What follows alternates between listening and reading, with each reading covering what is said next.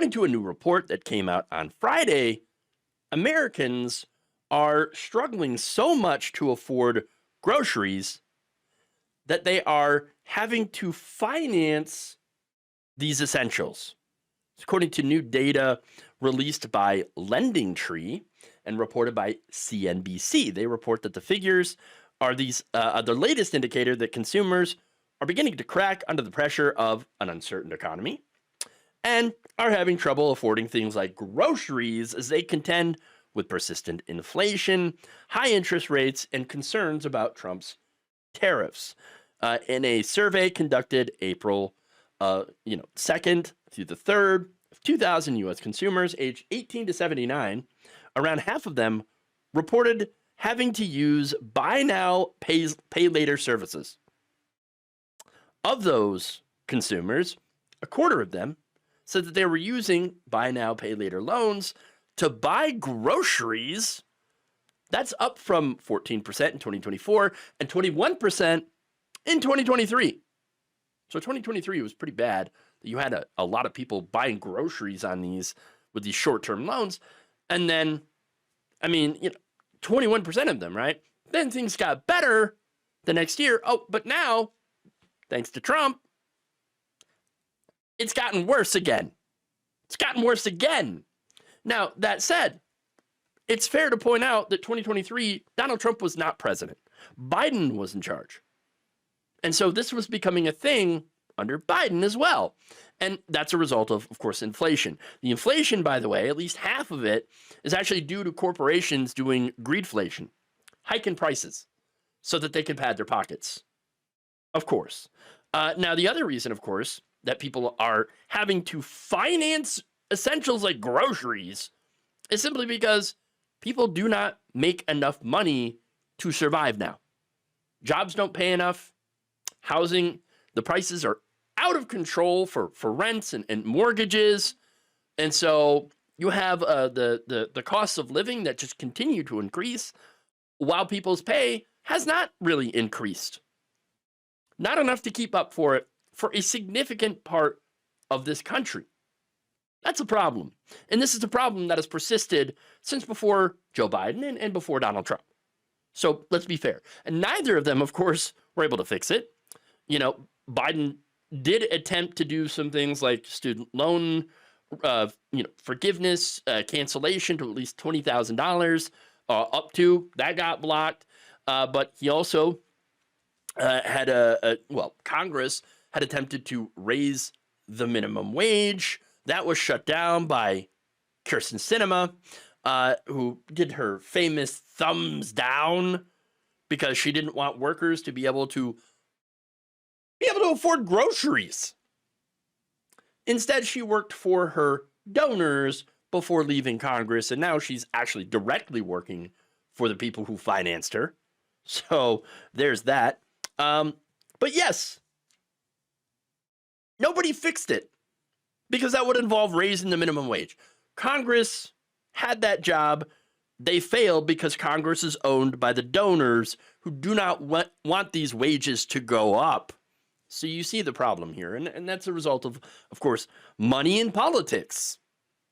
When they're paid by the donors to do something or to prevent something from being done, well, they're going to do what the donors tell them to do because that's how they get their money. That's how they stay in power. All right. So now you see the problem. At some point, something has to give.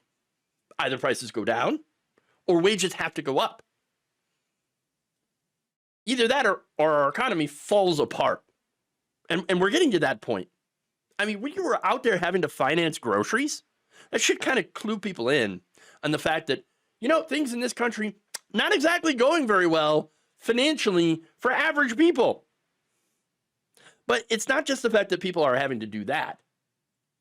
It's the fact that nearly half of them have been late in repaying these loans. About 41% of respondents said that they had made a late payment on a buy now, pay later loan within the past year. That's up from 34% in the year prior.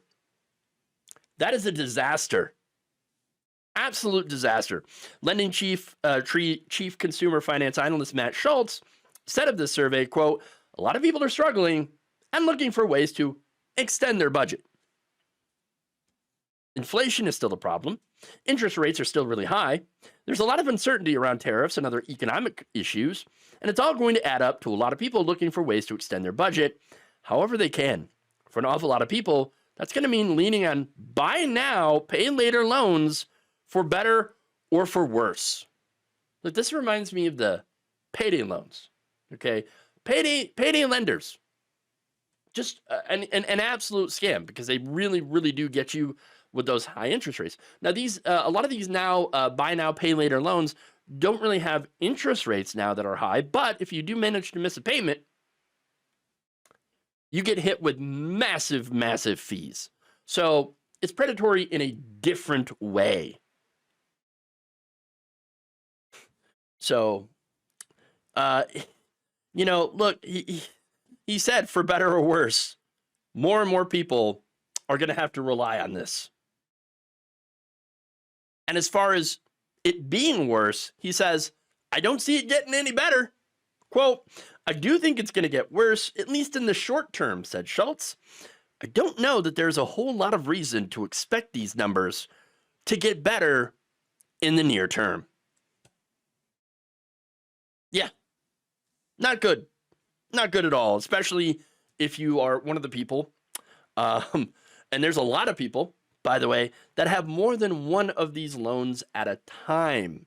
In LendingTree's survey, 60% of buy now, pay later users said that they've had multiple loans at once, with nearly a fourth of them saying that they have held 3 or more at once. I mean, that's awful. And again, if you miss those payments, massive fees that, look, in this case, where you have, in a country, 40% of Americans that cannot afford a $400 emergency, these fees on top of that. I mean, if you have an emergency and then you miss one of these payments on one, maybe 2 of these loans, oh, you're screwed.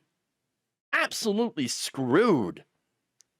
And look, this goes beyond Donald Trump's disastrous handling of the economy, which, yes, is an absolute disaster. This goes right at the root of the problem that we've been discussing for years, and that is, of course, money in politics, the oligarchy.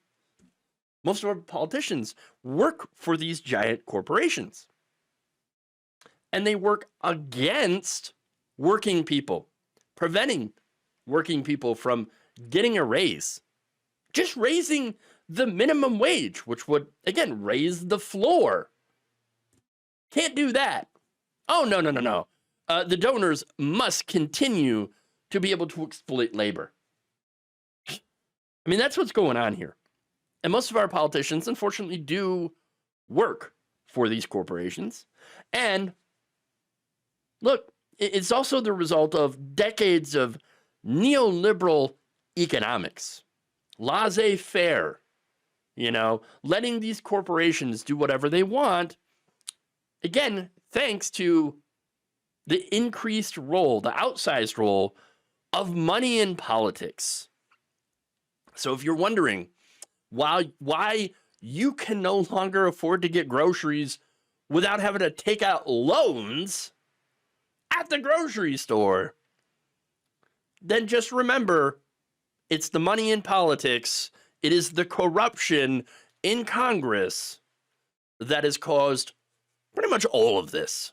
Thank you for watching. If you enjoyed this video, please like, share, subscribe, hit the bell icon in order to get notified whenever a new video is released. And if you want to support independent, progressive media through this difficult time where it seems like everybody is shutting down, you can become a member on our YouTube page, you can become a subscriber on Facebook, or you can go to my Patreon. It's patreon.com/Jeff Waldorf. Thank you.